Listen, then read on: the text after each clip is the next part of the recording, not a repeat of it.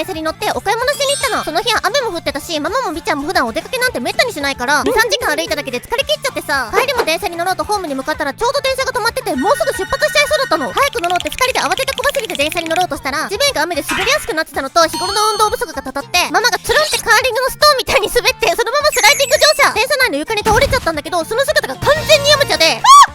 ヤムチャじゃんって言いそうになってんだけど、そんなこと言ったらママに絶対怒られるから、ありったけの両手を絞って「ママ大丈夫?」って叫んだら、みちゃんの声でかすぎて周りの人みんなこっち見てざわざわしだしちゃって、乗った車両全員に見られて恥ずかしかったから2人で次の駅で降りました。ケンズくんも雨の日に走ってヤムチャにならないように注意してね。ガチ実話ショート毎週公開中。チャンネル登録よろしくね。